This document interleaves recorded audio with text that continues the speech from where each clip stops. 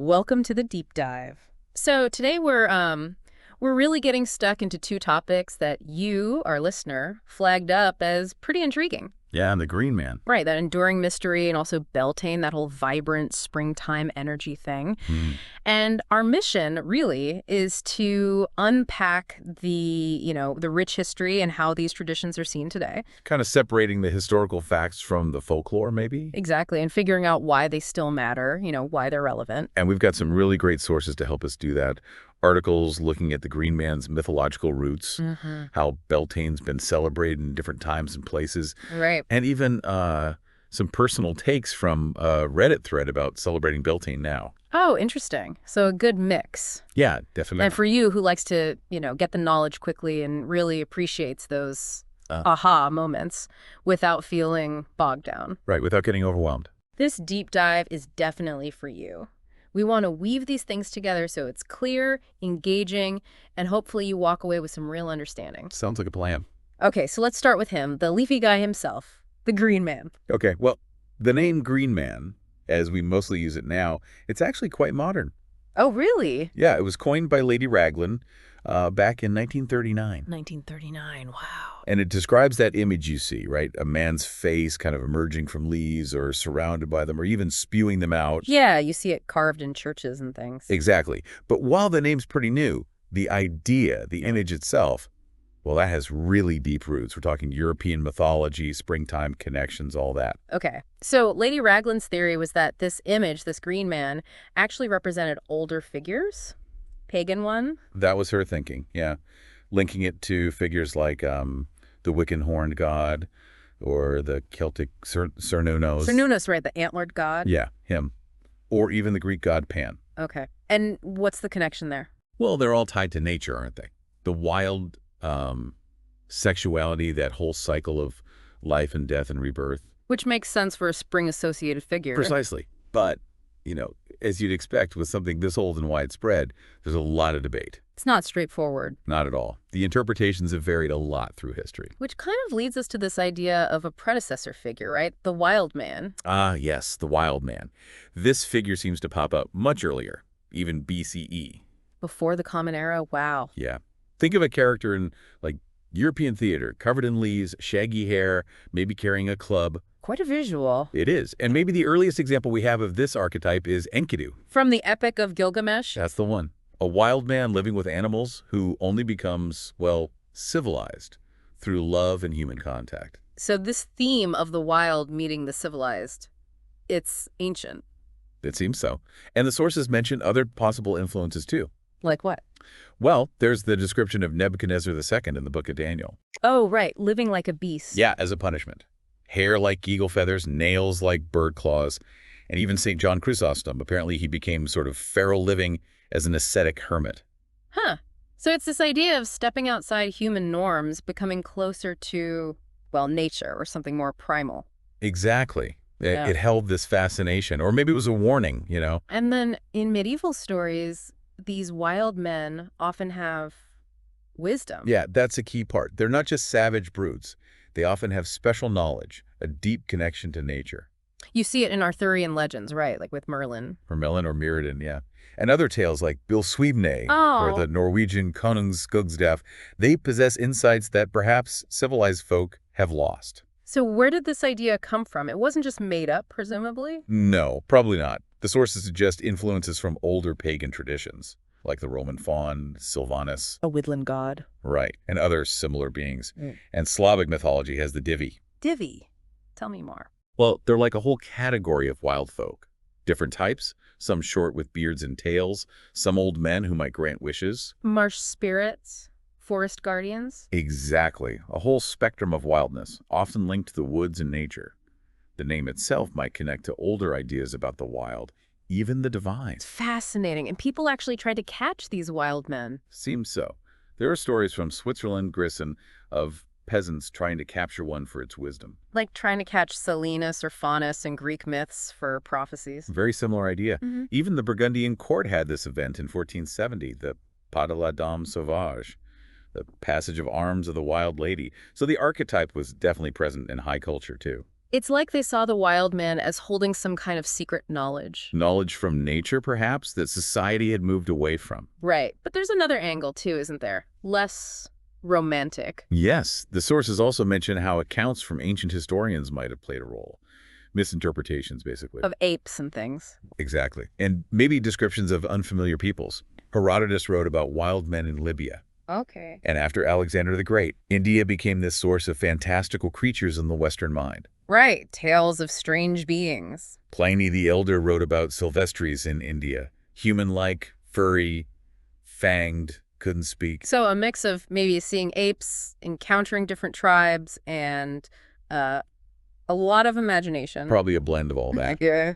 And you also had accounts of, say, Eastern Christian grazers, ascetics, living totally wild. So people deliberately choosing that wildness. Right. And putting it all together, this wild man figure really becomes the opposite of civilization, doesn't it? The thing you leave behind when you build cities and farms. Yeah.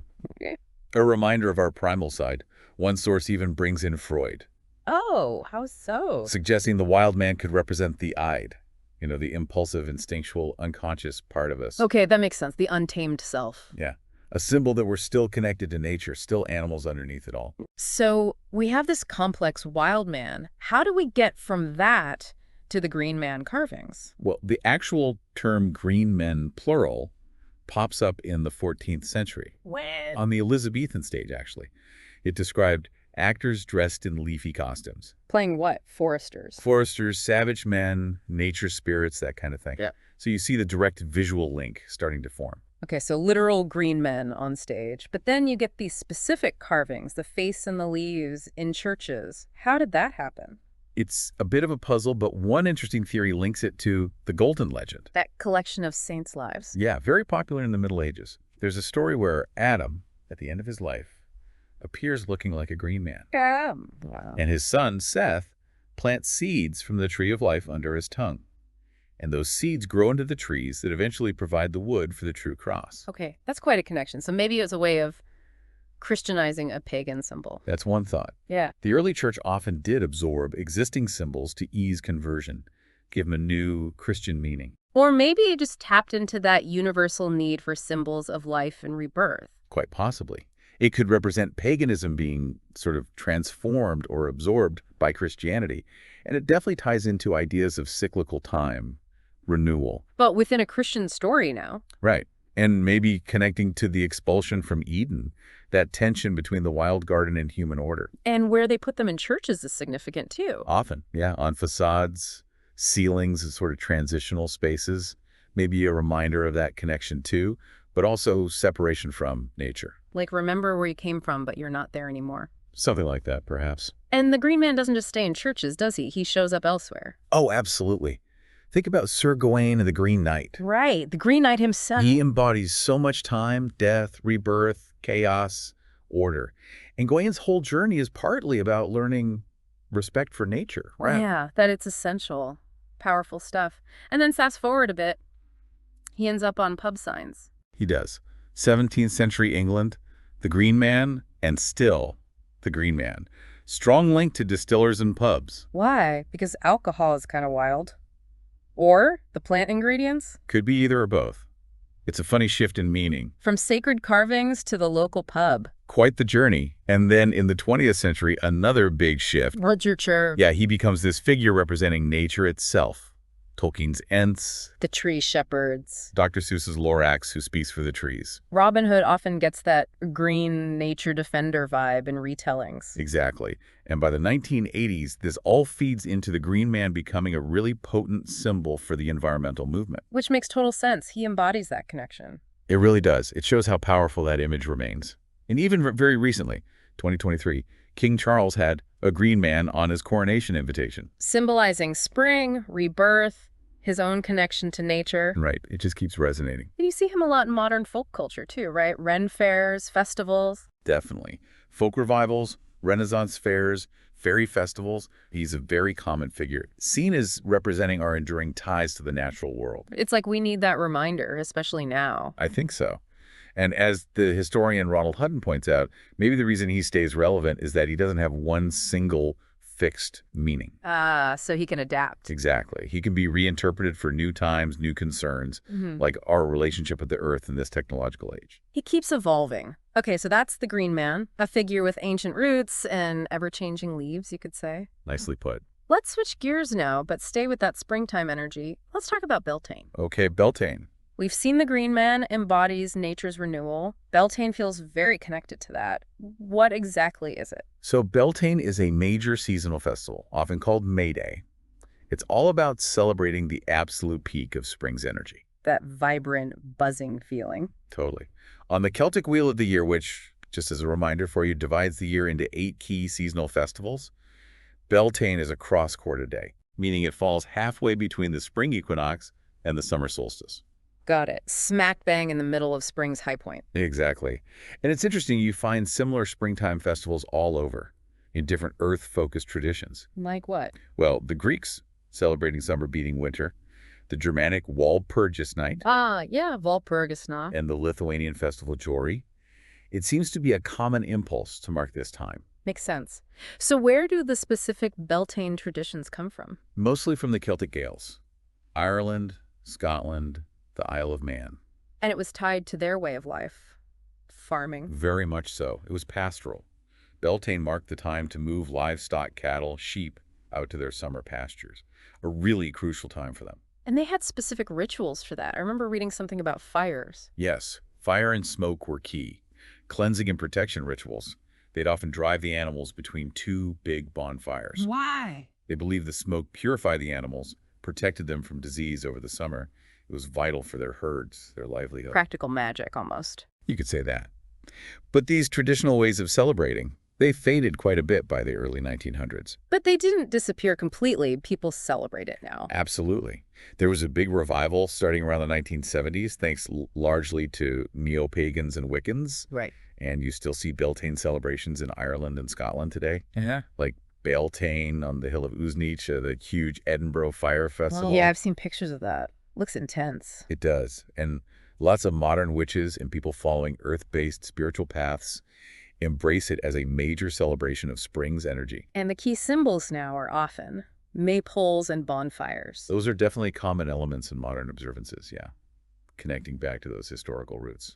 So beyond the practical farming side, what's the deeper meaning? What's Beltane really celebrating? Well, traditionally in Ireland, May 1st was the first day of summer. Okay. But for many today who follow that wheel of the year, it's seen more as the absolute height of spring. Peak fertility, renewal, the sheer power of the earth to create life. Fecundity is a word you hear a lot. Fecundity. Intense life force. Exactly. And in some Wiccan traditions, Beltane represents the symbolic union of the goddess Mother Earth and the Green Man, her consort. Ah, the sacred marriage. Right, the union that brings forth life. So the energy of the celebration is probably quite lively. Definitely. Often described as boisterous, even bawdy or sensual. It mirrors the fertility of the season. And the maypole fits into that. Very much so. Often seen as a phallic symbol representing masculine energy. And the colorful ribbons woven around it symbolize the feminine embrace, the weaving together of life, maybe. Okay. And planting seeds. Literally or metaphorically. Both. Planting actual seeds honors the earth's power, but also planting seeds of intention, creativity, projects. It's all part of honoring that life-giving energy. It's interesting how these old traditions can feel relevant today. If someone wanted to connect with that energy at home, what could they do? Our sources had some great ideas. It often starts simply, just by paying more attention to what's happening outside. Being mindful of spring. Yeah. Use your senses. What colors do you see? What sounds? What feels inspiring or makes you feel grateful right now? Just connect. Tuning into the season. Exactly. And it's also seen as a good time for personal reflection. Looking back at your own growth, maybe since Yule, the winter solstice. Checking in on intentions set earlier. Yeah, seeing what's starting to bloom in your own life. Honoring progress, maybe thanking people who've helped you. Some people use tarot or oracle cards for this. Makes sense. Tying personal cycles to the season cycle. And given the fertility theme, it can be a time to think about your own creativity, passion, pleasure, too. Storytelling seems important too. Myths and legends. Definitely. Sharing stories about summer versus winter, like in Pueblo or Greek myths, or the Celtic story of Bel and the Great Mother. And the Irish folklore about the veil thinning, fairies being about. Yeah, that too. Or stories of Flora, the Roman goddess of flowers. Tapping into those older narratives helps connect with the season's deeper energy. And of course, you could just have a party. Absolutely. Gatherings are very Beltane.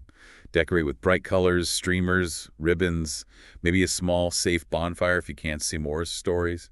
Irish music playing. Why not?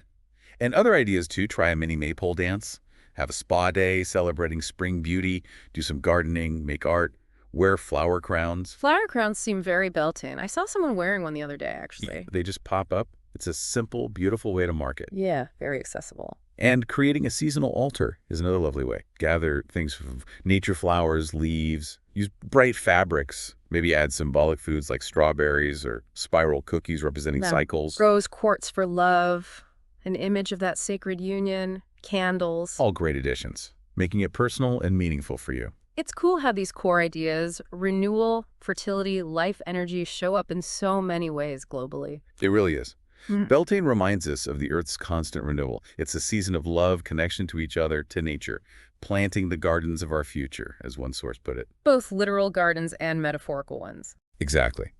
Historically, it lines up with planting seasons, fertility rites, sexuality, May Day, Walpurgis Nacht, other spring festivals all over. And the timing often matters, starting the night before. Yeah, in many Celtic and Northern European traditions, holy days begin at sunset the evening prior. It's that liminal time moving into the new energy. And Beltane itself is about connection, above and below. Right, the sun and the rain working together. It's seen as a time of opening up, embracing wilder energy, free expression, welcoming that creative life force. The sun getting stronger, feeling passion and joy. It sounds pretty good, doesn't it? It does. The sources talk about our hearts becoming like Beltane's fire, a chance to purify, let go of what doesn't serve us anymore. Renewing your inner fire. Inner fire, hearth fire, community fire, even sexual and fertility fire. It's all part of it. And I read about babies conceived at Beltane being called Mary Begots. Yes. Isn't that wonderful? Believed to be extra blessed with joy and vitality. What a lovely idea. So even if you can't have a huge bonfire, there are DIY rituals. Loads. A small fire pit, even just a candle lit with intention. Make a little fairy altar, maybe. Acknowledge that otherworldly connection some feel at this time. Flower crowns, mini maypoles. Casting a spell for love or fertility, if that's your practice. Or simply tracking your own cycles more closely with nature's rhythms. And different goddesses are associated with it too. Yes, across cultures. Amaterasu, Oya, Aphrodite, Venus, Lada, Freya, figures embodying sun, storms, love, fertility, beauty. It really shows the universal nature of these themes. It does, and one source had a really interesting take on menstruation. Oh. Linking it historically to women's cyclical connection to nature, almost like a monthly vision quest, connecting personal cycles to the Earth's cycles. That's a deep thought, tying inner and outer nature together. Right. Desire is the outward call. Monarch is the inward call. It's quite poetic. Speaking of poetic, we can't really talk Beltane without talking May Day, can we? They're so intertwined. Very much so. For over 2,000 years, May 1st has been this big celebration, welcoming summer, fun, revelry, fertility. Even if actual summer starts a bit later astronomically. Right. It's that symbolic shift, Yeah. often seen as the union of the May Queen goddess and the Green Man. Connected to sun gods like Belinus. Yes, Bel or Belinus. And those bonfires, again, purification, relighting hearth fires, feasts, offerings to the spirits or fae. And the Wicker Man comes up here too, doesn't it? The big effigy. It does, especially in historical accounts. Julius Caesar wrote about druids using huge wicker figures filled with men for sacrifices. Yikes. But how reliable is that? Well, that's the question. Modern scholars often point out potential Roman bias against Celtic pagans, and the archaeological evidence for widespread human sacrifice like that is actually pretty thin. So maybe take Caesar's account with a pinch of salt. Probably wise. His sources might have been biased too. And that 1973 film, The Wicker Man, Oh, yeah. That definitely left an image. a very strong, very negative image of paganism involving brutal sacrifice. But modern pagan ceremonies aren't like that. No, not at all. Modern Wicker Man burnings, like at Butzer Ancient Farms Festival, are symbolic. People might put offerings inside, notes of things to release, but definitely not people. So it's about purification and offering, not human sacrifice. Exactly. It's interesting, even the Burning Man Festival has echoes of these fire rituals. The idea of sacrifice meaning to make holy, reinterpreted symbolically. So separating the scary movie version from actual modern practice is important. Very important. Neo-pagan traditions are often reconstructed and sometimes get unfairly demonized based on biased history or fiction. Okay. Now, the other big May Day symbol, the maypole. Ah, the maypole. Visually iconic. But the dancing with ribbons, that's not ancient. Not really, no. That specific ribbon dancing is largely a Victorian invention. Really? They based it on a romantic idea of the past. Pretty much, though there are older roots, possibly Roman soldiers in Britain dancing around decorated trees for Flora, the flower goddess. Okay, so decorated trees in spring isn't new. No. And the connection to pagan Beltane fertility rites involving decorated trees seems likely too. The first actual mention of a maypole is in a 15th century poem. And historically, it was a site for lively parties. Yeah, bawdy medieval revelry is how one source puts it. The Victorians cleaned that image up quite a bit for their more formal children's dances. So the original pole itself, decorated with flowers, represented what? Probably the sacred tree, its spirits maybe, believed to bring luck and fertility.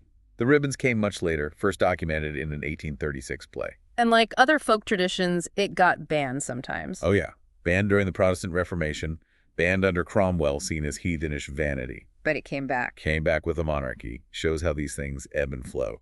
And the May Queen tradition, often linked to the maypole, was also heavily reimagined by the Victorians as this symbol of quaint, rustic life. So the maypole we picture is a mix of old roots, medieval fun, and Victorian tidying up. That sums it up pretty well. A tangled history indeed. Wow. Okay. This has been a really rich exploration. We've covered a lot of ground, from leafy faces in churches to bonfires and maypoles. We really have. As we start to wrap up, what are the main things you think someone listening should take away from all this? Well, I think seeing the Green Man's journey is key. Yeah. How he evolved from those ancient wild man figures into this really potent, adaptable symbol for our connection to nature, even today in environmentalism. Right. He's not static. Not at all. And with Beltane, understanding its roots in the agricultural cycle, but also how it's celebrated now that focus on renewal, fertility, community, welcoming summer's energy. It's vibrant. Yeah, it's about life bursting forth. Hopefully this deep dive has given you, our listener, a clearer picture and maybe some of those aha moments. We hope so. Those insights that make exploring these things worthwhile. Definitely. And maybe a final thought to leave you with. Go on. It really makes you think about that deep, enduring human need we seem to have, doesn't it? To connect with nature's rhythms, to mark the seasons turning. Even now, in our super modern, tech-filled lives. Exactly. Why did these ancient symbols and celebrations still resonate so strongly? What does that tell us about ourselves? And maybe, how will they continue to change? As our relationship with the natural world keeps evolving, what will the Green Man or Beltane look like or mean in the future? Yeah, something to ponder. How do we keep that connection alive? Good question.